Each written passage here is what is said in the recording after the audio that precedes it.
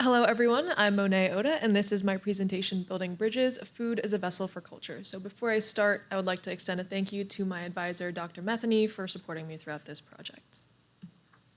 So the question that drove me to pursue this project is as follows: how do immigrants and their families use cultural foods to connect with their heritage while in America? To explore this question further, I decided to compile a cookbook of recipes and stories through interviews with people in my community from different cultural backgrounds. So some personal motivation for this project: I grew up as a first-generation Japanese American to two Japanese immigrants, and I was born into a very immigrant-heavy community in Falls Church, Virginia, where I lived for the first few years of my life. So when I was little, I was surrounded by a lot of different people from all different backgrounds all the time, and then I moved to a census-designated place, which is the official term. It's not a town or a city, for Centerville in Northern Virginia, which is a drive away from Falls Church. And Centerville has a huge Korean population, so I was always surrounded by other East Asian people. But as a Japanese person who moved into the area, I didn't quite fit into the tightly knit Asian community based largely on school, which I attended, but especially on church, which I did not. So because of this, along with the fact that I ended up with a lot of white American friends at the time, I found myself struggling to find my identity because I wasn't American enough to be American. I certainly wasn't Japanese enough to be just Japanese, and I wasn't the right kind of Asian to fit in with the other Asian people in my community. You can see here, that was me as a baby, me with my friends, Centerville, Virginia, on Google Maps. So I landed on the idea of creating a cookbook because of my own personal love for food and the way that I've utilized food as a tool for socialization. All of these photos are taken from the past 4 years of meals that I had with friends and family, and I don't have any extended family in America, so holiday meals, like, I don't know if you can see the one in the middle, second column from the left, are very small affairs, but they're very sacred and always spent with my sister and our parents. And whether it's cooking for people or with people or going out to eat, I've always loved spending time with people over a delicious meal. And this love has grown in my past 4 years of college, especially as I've grown to realize more and more that food isn't just a meal, but it's a process of labor and time and really love. But even since high school, which you can see in the top left corner, I've enjoyed the ritual of connecting with others over food for quite some time now. But of course, the whole point of my project is that food has not only helped me connect with people, it's also helped me connect with my Japanese roots.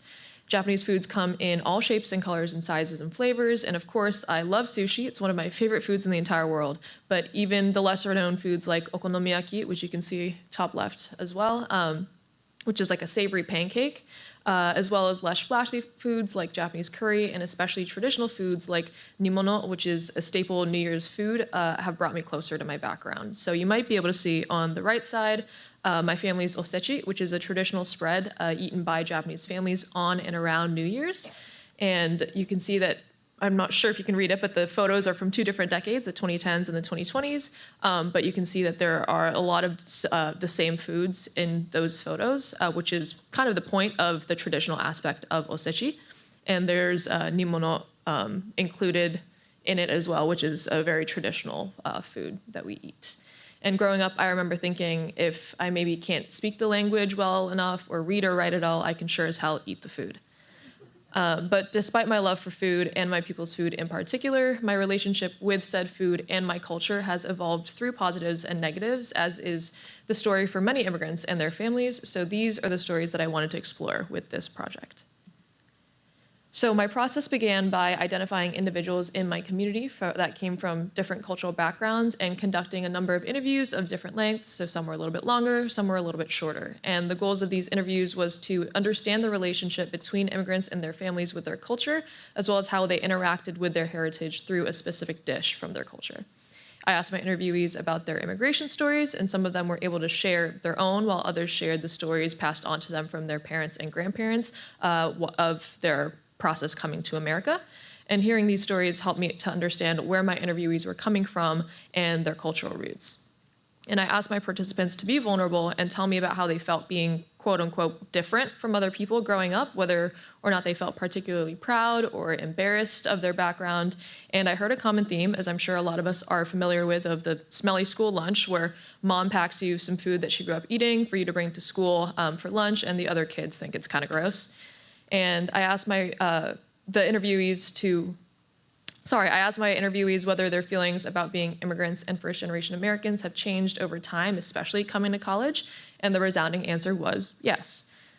The interviewees each identified a recipe from their culture, which I compiled into my cookbook, that they grew up eating that now remind them of home and childhood. And to close each interview, I asked them to share a few words of wisdom that they would say to their younger selves, or perhaps other immigrants and other first-generation American children. So this is the front cover of my book, which I designed on Adobe InDesign. The title of the book is itadakimasu, which is a phrase that Japanese people say before every meal, which roughly means a humble reception of and gratitude toward the food that they're about to eat. And I used an image of osechi, which I mentioned a little bit earlier, and you might be able to see a little bit more clearly some of the food there.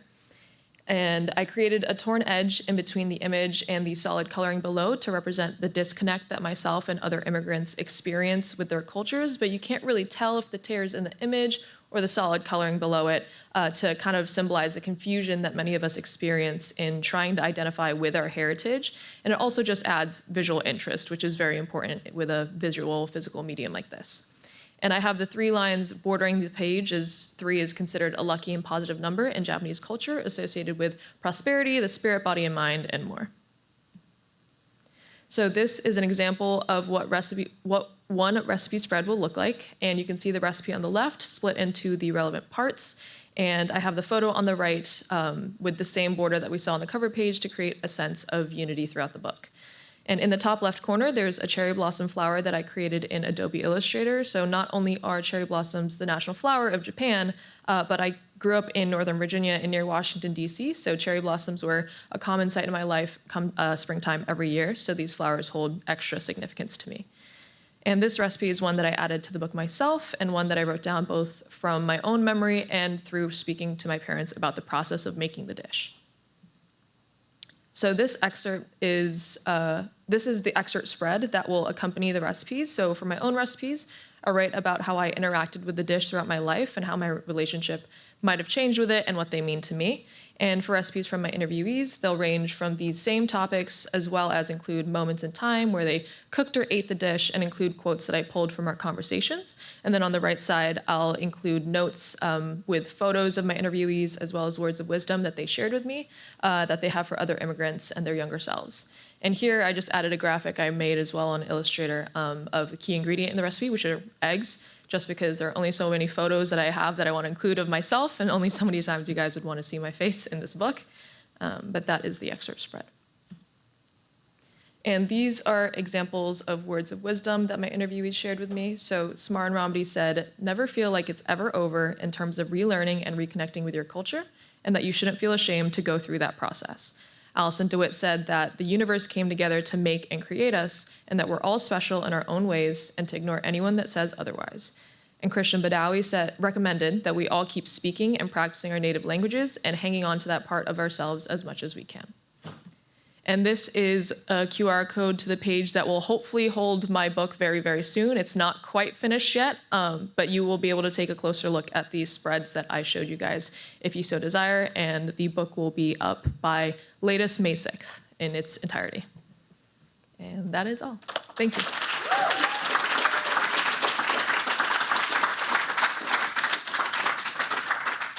right, any questions for Monet?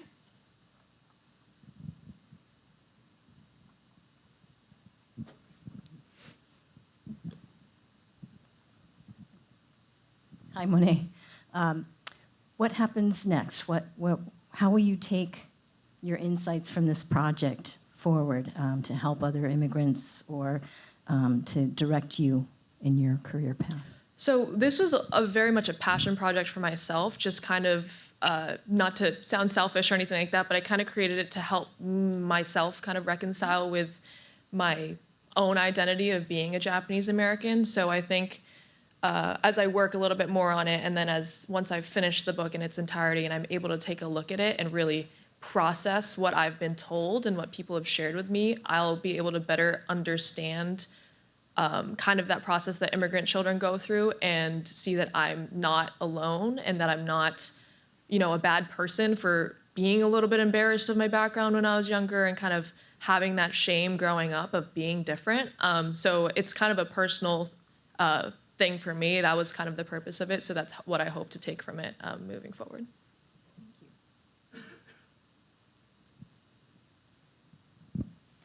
Hi. What's your favorite recipe in the book?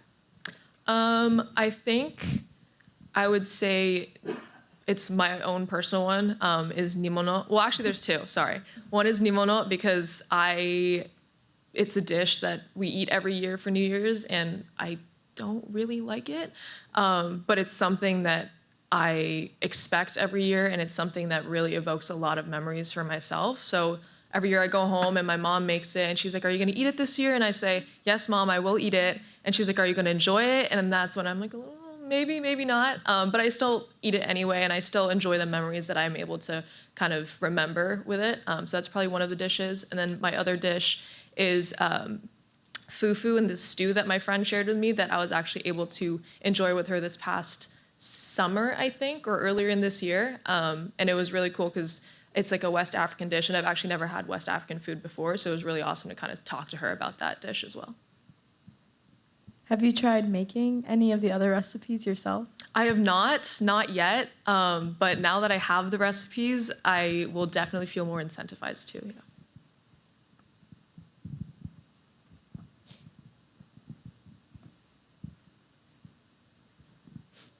Did you have a moment when you were interviewing people where you were like, oh, that is like the first time? Do you remember the first time that you interviewed someone and you had that feeling where you were like, wow, I'm so happy that I did this. This is such an interesting thing to hear from someone else.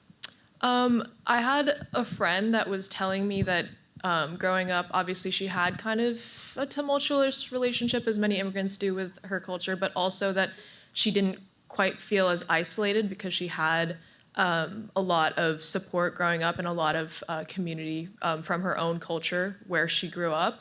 And I think that was something that I was really happy to hear, that there are people out there that do have that kind of community from a very young age, even if some of us didn't. So I think hearing those kinds of stories was really heartwarming for me. Really great concept. What was something new that you learned during this process that really intrigued you? I think I would kind of go back to the same thing that I just mentioned. Like in my head, just coming from where I came from and coming from where a lot of people I grew up with personally when I was younger, a lot of us kind of felt the same way of that shame. But I think that was something that I hadn't really thought of, that some people did have that kind of community even from a very young age. So that was, I think, the heartwarming moment, as well as something new and interesting that I was able to learn. All right, great work, Monet. Thank you.